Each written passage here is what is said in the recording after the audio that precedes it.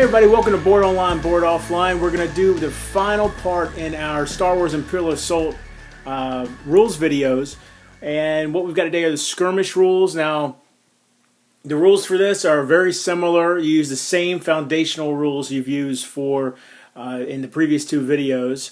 There's a few differences between this and the campaign, and we'll go over that as we're playing. Basically what you're doing is you're going to be building an army for one side or the other, and then going after some objective on this map in between. So, without anything else, let's get right into it. The first thing you're going to do is each side is going to build their army. Now, the rules for building an army are pretty simple.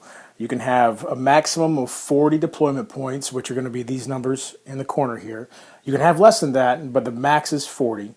You can have no more than one unique character, which again, the unique character, as a reminder, is going to be anybody with this square symbol next to their name. You can have a maximum of 2 of one type of elite card, which are the red ones, and a maximum of 4 of one type of regular card. The other thing you have to do for your army is build your command deck, which is going to be exactly 15 command cards worth 15 points total. So you can see I've got a number of them here that are worth points, which are these numbers in the lower left corner. And as you go down, a lot of them are going to be worth 0 because I maxed out the 15-point limit right here. And so I had to fill out the rest of my deck with 0-point cards. So you end up putting your deployment cards face up on the table in front of you, and your command cards you'll shuffle into a deck. Next, we have to determine who starts the game with the initiative token. Now, you do this by counting up the deployment points. And you can see the player using the Rebel Alliance here has 50 total deployment points, while the player using the Imperials has 49. The player with the lowest deployment points gets the initiative token, so for the beginning of the game it's going to go to the Imperial player. The player with initiative is going to shuffle this deck of skirmish mission cards and choose one at random. For this one, I chose Close to Home, which comes with the included Luke Skywalker ally pack that comes with the base game. So that's what this mission is going to be. Every map has an A and a B mission, and as you can see, the Close to Home is the A mission for this one. The B mission would have the exact same map layout, but the tokens might be different and that sort of thing. For instance, with this one, you can see, so here's what comes with the ally pack that comes in the base game. Here's the map, and you have certain things you do for the A mission, which is where all the crates came from, and then certain things you do for the B mission, which you can see all the B spots there. And then like the consoles, for instance, would always be on the map regardless of whether it's the A or the B mission.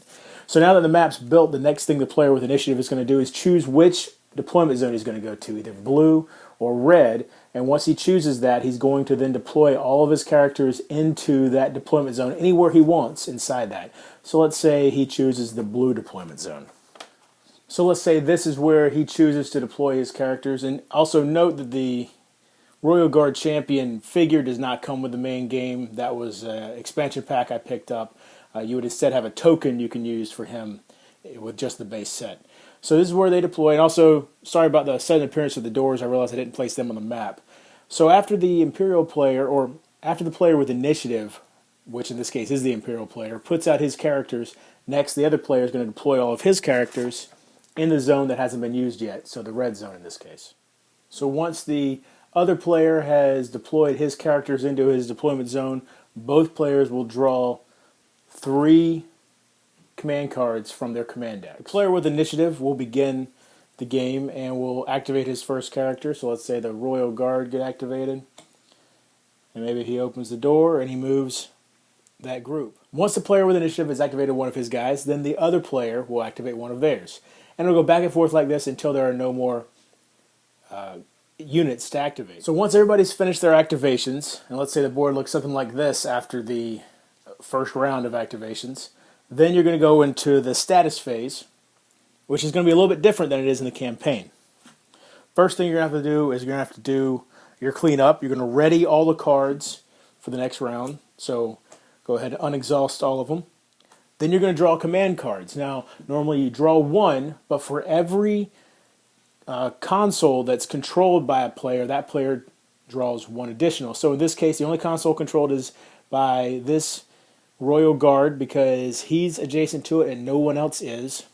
So the Imperial player is going to draw 1 like normal, plus 1 for that console. Meanwhile, the rebel player will draw 1 because the other console is not controlled by anybody. Then you'll do any end of round effects you might have, and finally pass the initiative token to the other player, so that player will go first at the beginning of the next round. Alright, let's talk about how command cards work for a second. A player may play command cards when specified by the card by revealing the card, resolving the effect, and then discarding the card. So for instance, with this one, let's say it was the Imperial player's turn and he was activating the Royal Guard champion. This right here, under the picture, is going to show you any restrictions for the card. So in this case, the only person that can use it is the Royal Guard champion. So, let's say the player is activating the Royal Guard champion. He then reveals Flurry of Blades, and you can see you use both of your actions to perform 3 attacks. So the Royal Guard champion then can perform 3 attacks against any legitimate target, which in this case would only be Chewbacca. Once you finish using that card, then you would discard it, and it's going to be gone for the game. There is no limit to how many command cards you can play in a turn. As long as you meet the requirements on the command card, then at that point you can play them. But however, once your deck runs out, then you're out of command cards for the rest of that game. You can't get them back. Some command cards might even let you play on the opponent's turn, such as Parting Blow. So let's say Chewbacca survived that onslaught and he tried to move out from adjacent from the champion there. You can see here, interrupt when a hostile figure exits an adjacent space. Before that figure moves, perform an attack targeting that figure. Then you become stunned. So this is going to stun you, but also it might let the champion get that final attack against Chewbacca. And actually, I couldn't have moved there. You see that there's a wall there, but he might have gone this way. And so before Chewbacca actually gets to move to that space away from the champion would get another attack on him. Alright, some major changes between the skirmish mode and the campaign mode. You see I still got these strain tokens up here mixed in with the damage. Well, that's just how I store them. But in the skirmish, there is no strain. That's not going to be used at all. If somebody would get strain, instead, they simply take damage. If they don't want to take damage, alternatively, a player can discard a command card. So let's say the champion here was going to take some sort of strain effect, which would in fact be damage.